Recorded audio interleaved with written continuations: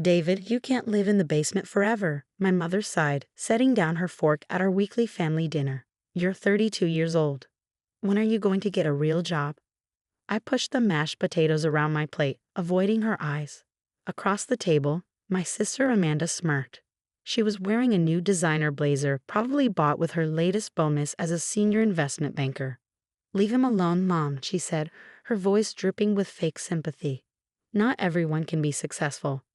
Someone has to deliver our packages and fix our computers. My name is David Mitchell, and for the past 7 years, my family had watched me cycle through a series of what they called dead-end jobs. It's support, delivery driving, handyman work. What they didn't know was that each of those jobs was carefully chosen to help me build something they couldn't imagine. At least fix up the basement, my father chimed in, not looking up from his phone. It looks like some kind of command center with all those computers. What are you doing down there anyway, playing video games? If he had bothered to really look at those computers, he might have noticed they were high-end servers running complex algorithms. If he had paid attention to the delivery driving I did, he might have wondered why I chose such specific routes through industrial areas. If anyone had actually asked about my IT support work, they might have realized I was selectively building relationships with key players in the tech industry. But they never asked. They were too busy being embarrassed by their basement-dwelling son. I'm working on some projects, I said quietly, the same answer I'd given for years. Projects, Amanda snorted. Like that ridiculous idea you tried to pitch to my firm 3 years ago. What was it? Some kind of AI for supply chain management? I remembered that day clearly. I had thought, naively, that my sister might actually help. Instead, she had laughed me out of her office, telling me to get realistic and apply for an entry-level position like everyone else. What Amanda didn't know was that her rejection had been a blessing. It had taught me an important lesson. The people closest to you are often the least likely to see your potential. After dinner, I returned to my command center in the basement. The space that my family mocked was actually the nerve center of what would soon become one of the most revolutionary logistics companies in the world. Those odd jobs they ridiculed, each one had been strategically chosen to understand different aspects of the supply chain industry. Delivery driving had shown me the inefficiencies in last-mile logistics. Its support had given me access to see how major companies handled their inventory. Handyman work at warehouses had let me observe industrial operations up close. All of it fed into NEXUS, the AI-driven logistics platform I had been building in secret. The same platform that major venture capital firms were now quietly fighting to invest in, though they knew me only by my company's name, Mitchell Dynamics. My laptop pinged with a new email from Catherine Santos, the lead partner at Quantum Ventures. David, final term sheet attached. $50 million for 8% equity values the company at $625 million pre-money. Ready to move forward when you are. Still hoping to meet in person soon. I smiled, thinking of my sister's corner office at her investment bank. Catherine's firm managed 100 times more capital, and she had no idea she was dealing with the basement dweller her colleague had laughed at. Another message popped up, this one from Marcus Webb, my chief technology officer and the only person who knew the full truth about my situation. Daily active users hit 100,000. Major retailers starting to notice the efficiency gains. When are you going to tell your family? I typed back, soon. Everything needs to be perfect first. Perfect meant the upcoming public offering we had been quietly preparing for. Perfect meant proving beyond any doubt that the waste of potential my family saw was actually building something revolutionary. My phone buzzed, Mom texting to remind me about tomorrow's dinner. Another weekly ritual of subtle jabs and disappointed looks. 7 years of them telling me to grow up, get a real job, be more like Amanda. I glanced at the terminal showing NEXUS's current metrics. 100,000 plus active users, $50 million annual recurring revenue, 98.7% customer retention. Operations in 12 countries, all built from a basement, funded initially by dead-end jobs and credit cards, grown through careful strategy and deliberate anonymity. The company's PR team had crafted a careful mystique around the founder, releasing no photos, using only my first initial in communications. A notification flashed on my screen. Another major retailer signing up for a pilot program. They had no idea their potential salvation was being run from a suburban basement by someone whose family thought he was a failure. I pulled up the IPO documentation we've been preparing. The numbers were staggering. Projected valuation between $1.08 and $2.2 billion. My ownership stake, carefully preserved through each funding round, would be worth nearly $1 billion. My father's words from dinner echoed in my head. When are you going to do something with your life? Soon, Dad, very soon. Upstairs, I heard Amanda's designer heels clicking across the floor as she prepared to leave. She had brought over brochures for coding boot camps, her latest attempt to help me find direction. If she had ever actually looked at the code running on my screens, she would have seen one of the most sophisticated AI systems ever developed for logistics. But she saw what she wanted to see, a loser brother who needed saving. I turned back to my work, reviewing the final details for tomorrow's major announcement. After 7 years of building in secret, everything was about to change. My phone buzzed again. A text from Marcus. CNBC confirmed. They want to run the story during prime time tomorrow. You ready for this? I looked around at my basement command center, thinking of all the nights I'd spent here while my family slept above, convinced I was wasting my life. Every dismissive comment, every condescending suggestion, every pitying look had only fueled my determination. Ready, I typed back. Time to rewrite the family narrative. Tomorrow, the carefully constructed wall between my two lives would come down. Tomorrow they would learn that their basement-dwelling disappointment had built an empire right under their noses. But tonight, I had work to do, because that's what they never understood. Success doesn't announce itself until it's inevitable. Sometimes the biggest empires are built in the quietest places by the people everyone else has written off. I turned back to my screens, smiling as I heard Amanda's car pull away. In less than 24 hours, she would be seeing my name scroll across the same financial news channels she watched religiously. And finally, after 7 years of silence, I would have something to say at family dinner. The morning everything changed, I woke up early in my basement apartment and dressed differently than usual. Instead of my typical worn jeans and t-shirt, I put on a tailored charcoal suit that cost more than Amanda's monthly mortgage payment.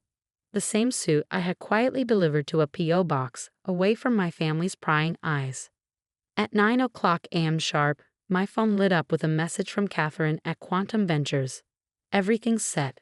CNBC running the story at 10:30 a.m. Eastern Standard Time. You ready to become a billionaire? I glanced at my watch. In less than 2 hours, my family's perception of their basement-dwelling failure would be shattered forever. Upstairs, I could hear my mother in the kitchen, probably shaking her head at the fact that I still wasn't up and working, like a responsible adult. If she only knew I'd been up since 5 a.m., finalizing details for one of the biggest tech IPO announcements of the year. My phone buzzed again. Marcus this time. Trading floor is buzzing with rumors. Your sister's bank just issued a strong buy recommendation for our IPO. She has no idea she just endorsed her brother's company. I smiled at the irony. Amanda had spent years telling me I didn't understand business or finance. Now her firm was falling over itself to get a piece of what I built. At 10:15 a.m., I made my way upstairs. Mom was indeed in the kitchen, sorting through bills. Finally up. She asked without looking up. There's a job fair at the community college today. I left a flyer on the counter. Thanks, Mom, I said quietly. But I have some meetings today. She sighed that familiar sigh. More computer repair jobs? Something like that. I poured a cup of coffee and settled at the kitchen table, positioning my tablet so I could see the CNBC feed while pretending to read the newspaper. Mom puttered around, probably wondering why I was dressed in a suit for computer repair. At 10:29 a.m., my phone started buzzing continuously. Messages from investors, board members, and reporters all counting down to the announcement. I silenced it just as the CNBC anchor appeared on screen. Breaking news in the tech sector, the anchor began.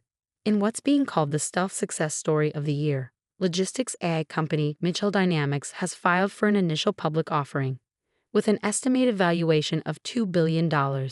I heard my mother's coffee cup clatter against the counter. Mitchell Dynamics, she whispered. Like our Mitchell? Led by founder and CEO David Mitchell, who developed the revolutionary NEXUS platform.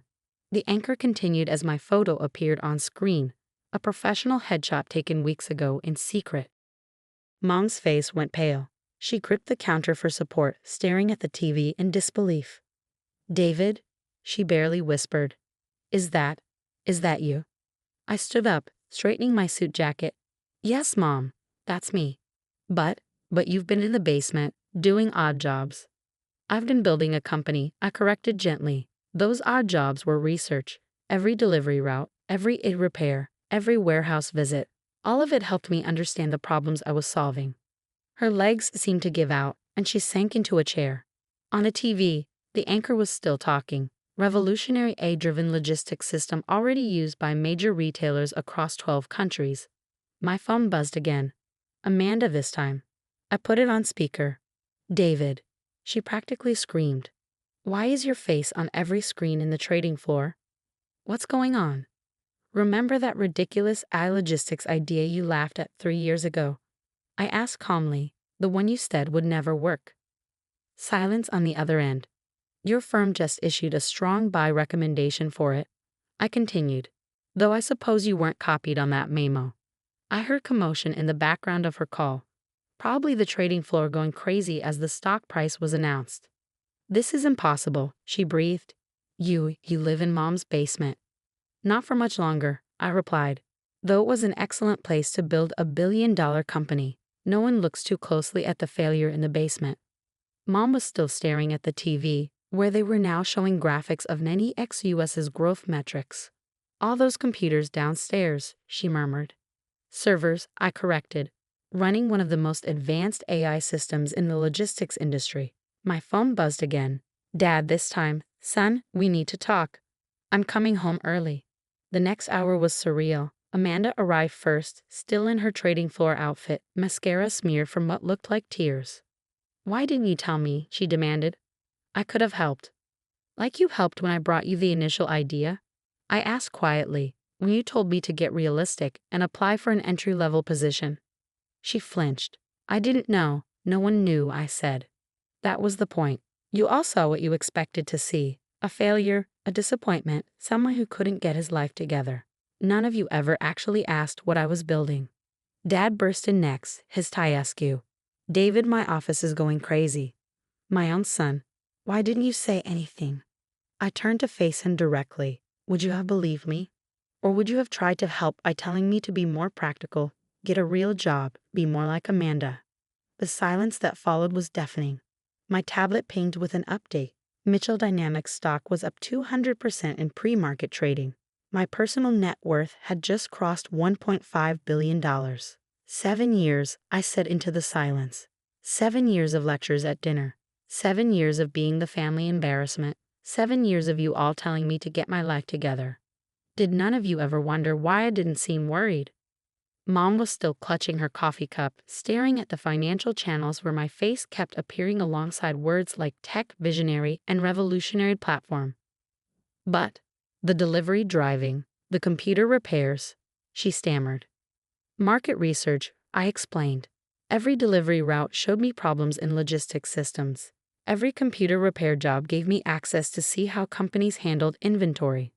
I saw the inefficiencies, the gaps, the opportunities everyone else missed. Amanda had sunk onto the couch, her designer outfit wrinkled. The banking software we use, the new logistics system, that's yours. I nodded. Your firm pays us $2 million a year for it.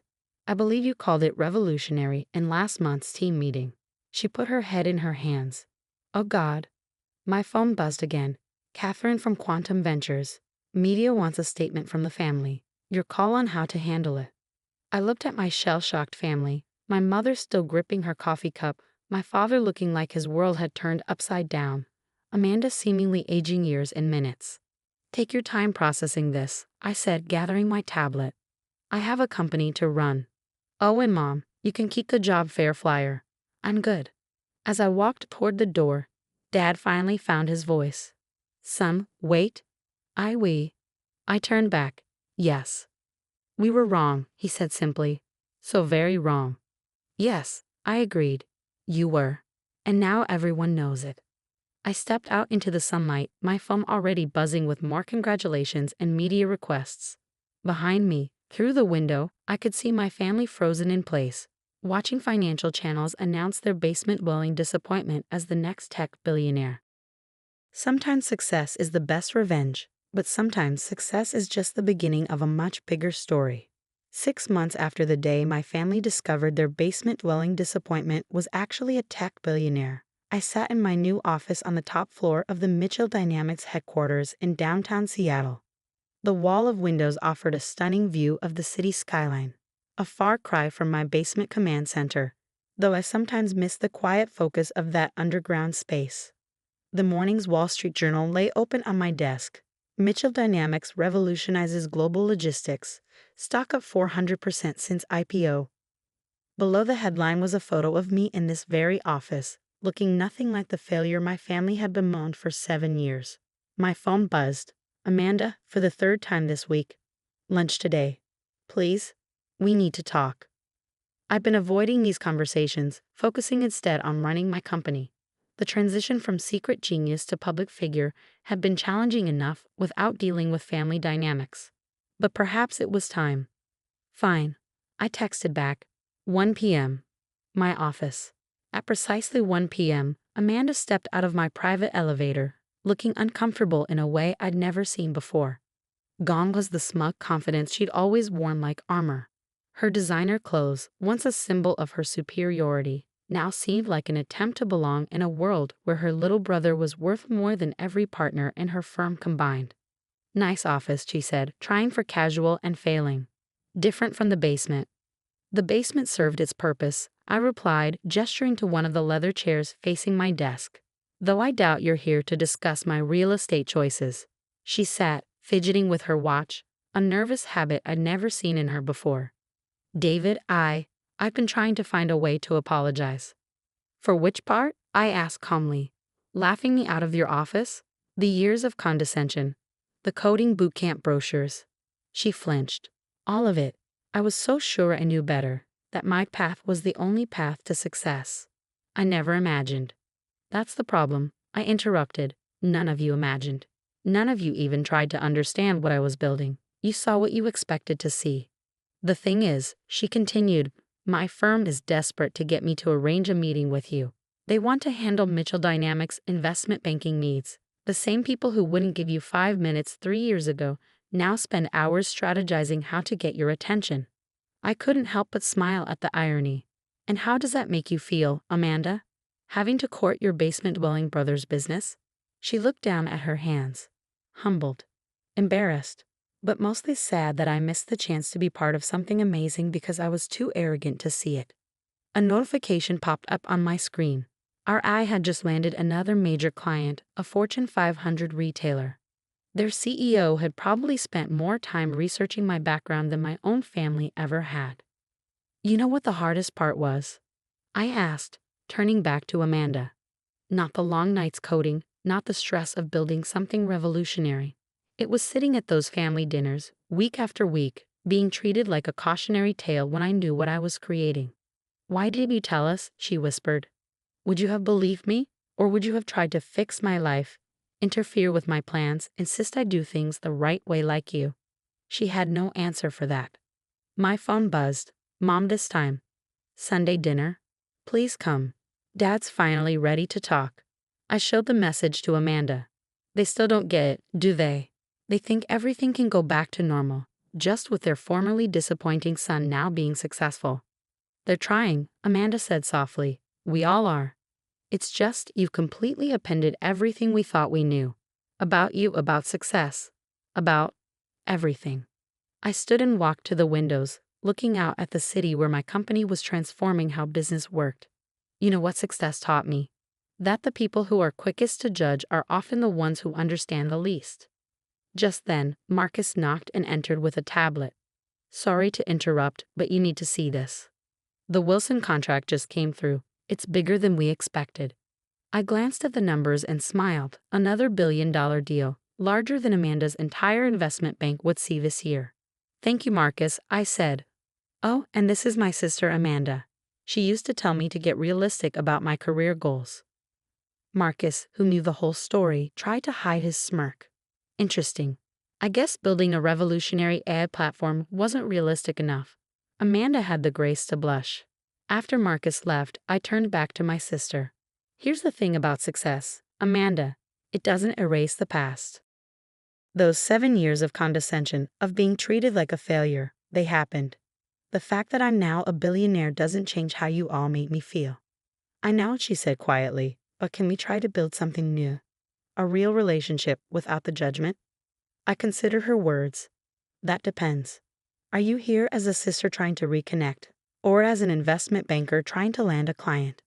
A sister, she said firmly. Though I won't pretend my firm isn't desperate to work with you. But that's not why I'm here. My phone buzzed again. Dad this time. Son, I sold my company today. The one I always wanted you to join, remember? Funny thing is, the buyers are implementing your logistics system. My life's work is being transformed by the son I thought was wasting his potential. I showed the message to Amanda. See what I mean? Everything's different now, but they're still seeing it through the lens of their own expectations and failures. Then help us see it differently, she pleaded. Help us understand. I sat back down at my desk, thinking of all the family dinners, all the disappointed looks, all the well-meaning but condescending advice. Here's what's going to happen, I said finally. I'm coming to Sunday dinner, but not to pretend everything's fine, not to be the successful son they can finally brag about. I'm coming to tell the whole story, every detail of what I built while you all thought I was failing. And you're all going to listen. Amanda nodded. That's fair. And one more thing, I added. Next week, I'm giving a speech at MIT about entrepreneurship and innovation. You're all invited. I think it's time you understood exactly what was happening in that basement. That Sunday, I walked into my parents' house wearing the same suit I'd worn the day of the IPO announcement. Mom had prepared all my favorite foods, a transparent attempt at reconciliation. Dad stood awkwardly by the fireplace, next to a framed Wall Street Journal article about Mitchell Dynamics. We're proud of you, son, he said stiffly. Now you are, I replied. But this isn't about pride, Dad. It's about understanding. Over dinner, I told them everything. The real purpose of each dead-end job. The strategic relationships I built. The careful development of NEXUS. With each revelation, their expressions shifted from pride to shame as they realized how completely they had misjudged me. All those times we pushed you to get a real job. Mom said, tears in her eyes, you were actually building something revolutionary. The basement wasn't my failure, I explained. It was my incubator. Every time you looked down on me, it just proved I was right to keep it secret. Amanda, who had been quietly listening, finally spoke up. How did we fix this? How did we become a real family again? I looked around the table at their expectant faces. We start by acknowledging that success doesn't always look like what you expect. And we remember that judgment without understanding is just prejudice with a familiar face. 1 year after the IPO, I stood on stage at MIT, delivering that promised speech about innovation and entrepreneurship. My family sat in the front row, finally hearing the full story of what their basement failure had built. Success isn't about meeting others' expectations, I told the packed auditorium. Sometimes it's about having the courage to disappoint the right people for the right reasons. Looking at my family, I saw something I'd never seen before. Not pride, not shame, but understanding. They finally saw me not as the failure who made good, but as the visionary who had been there all along. After the speech, Dad approached me with tears in his eyes. I spent years trying to make you follow my path, he said. I never imagined you were blazing a trail I couldn't even see. That's the thing about innovation, Dad, I replied. It doesn't ask permission. It doesn't follow the expected path. It just changes everything, usually from the most unexpected places, like a basement everyone looked down on. Today, Mitchell Dynamics continues to transform global logistics, and I still keep a small desk in that basement, a reminder that greatness can grow anywhere, even in the spaces others dismiss. As for my family, we're building something new, based not on expectations or appearances, but on understanding and respect. Sometimes the biggest innovations aren't in technology, but in how we see each other. And every now and then, when I hear someone talk about overnight success or lucky breaks, I think about those 7 years in the basement being judged by the people who should have believed in me most. Success wasn't the revenge, understanding was.